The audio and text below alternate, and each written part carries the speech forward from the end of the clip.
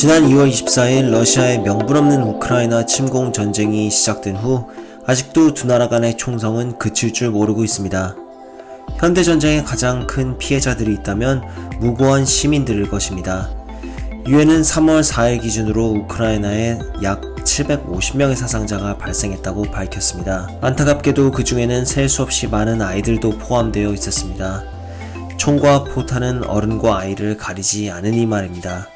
전쟁이 3주째에 접어들면서 우크라이나뿐만 아니라 러시아군의 피해 역시 매우 크다고 전해지고 있습니다. 그러나 구소련 시절부터 전사자 숫자 발표와 관련한 러시아의 오랜 전통대로 그들은 이와 관련 무거운 침묵을 지키고 있습니다. 한편 엄청난 군사력의 우위를 점하고 있는 러시아는 끊임없이 우크라이나를 침공하며 그들에게 무기를 내려놓기를 요구하고 있습니다. 그런데 이런 터프가인 척하는 푸틴의 명령을 받잡은 러시아군들은 그다지 조직적인 모습을 보여주지는 못하는 듯합니다. 지금 보시는 영상은 개전 후 며칠이 지나지 않은 시점에서 우크라이나의 한 운전자가 소셜미디어에 자신의 경험을 게재한 것인데요.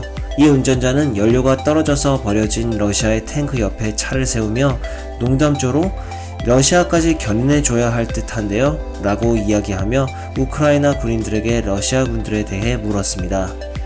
탱크를 접수하려던 한 우크라이나 군인은 러시아가 이미 지고 있고 그들은 러시아로 하루빨리 철군해야 한다고 이야기했습니다. 또 다른 소셜미디어의 사진입니다.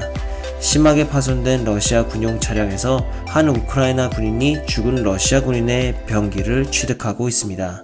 여러 군사 전문가들은 러시아가 이제까지 기본적으로 공성전의 전투 방식을 채택하여 우크라이나를 압박하고 있는 것으로 보인다고 했습니다. 공성전이라 하면 대부분 상대 진영을 포위하고 퇴로를 차단, 집중 포화를 퍼부은 후 진입 및 공격하는 방식을 일컫습니다.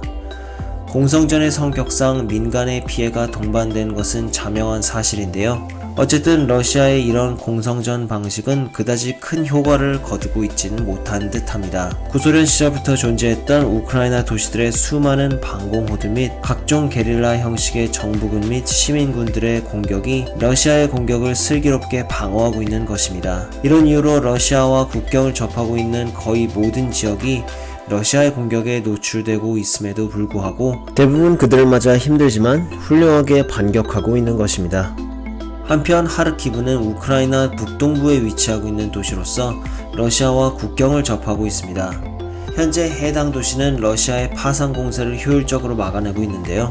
정부군과 민간의 시의적절한 대응으로 해당 도시의 자주를 지켜내고 있습니다. 시장인 올레 신예 후보부는 도시가 효과적으로 러시아 군들을 방어하고 있으며 많은 러시아 군들이 장비를 두고 도망치고 있다고 밝혔습니다. 특히 하르키브에는 이제 입대한 지 얼마 되지 않은 크리스티안 코바렌코의 이야기가 눈에 띕니다. 그는 이제 21살이 된 청년으로서 몇 달 전부터 심상치 않았던 양국 간의 관계가 우려되어 입대를 지원했다고 하는데요.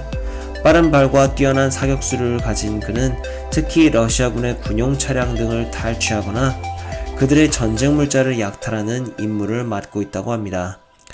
이를 통해 러시아군의 발을 묶어 고립시키는 데 성공한 그는 하르키브 내에 숨어있는 러시아군들을 소탕하는 데 큰 기여를 하고 있습니다.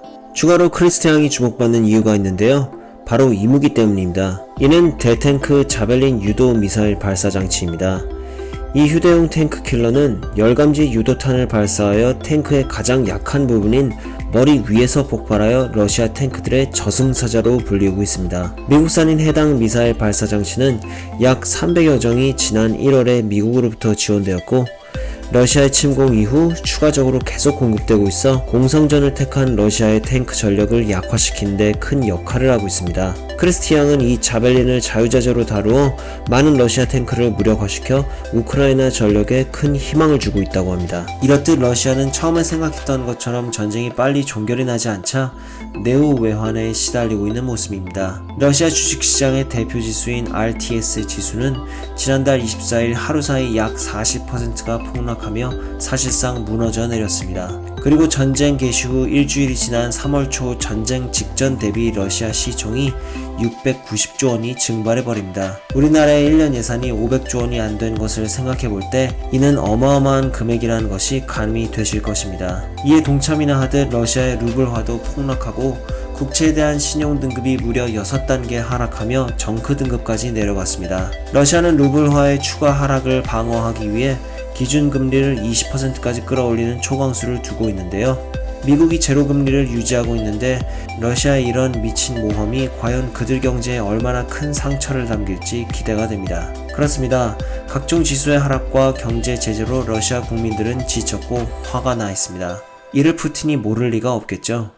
그는 며칠 전 우크라이나 전쟁에 대해 반정부적인 발언 등을 한 러시아인들에게 최대 징역 15년형까지 처하게 할 수 있는 법안에 사인을 했습니다. 이쯤 되면 푸틴도 제대로 미쳐가고 있는 것으로 보입니다. 우크라이나 러시아 사태를 보면서 한 나라의 지도자가 그 나라에 얼마나 큰 영향을 끼친지 새삼 깨닫게 되었습니다. 이제 새로운 대통령을 맡게 되는 우리 대한민국이 지켜보고 주목해야 할 점이 아닌가 싶습니다. 부디 러시아의 탐욕스러운 손길에서 죄 없는 우크라이나 사람들이 다치지 않고 조속히 전쟁이 마무리되기를 바랍니다.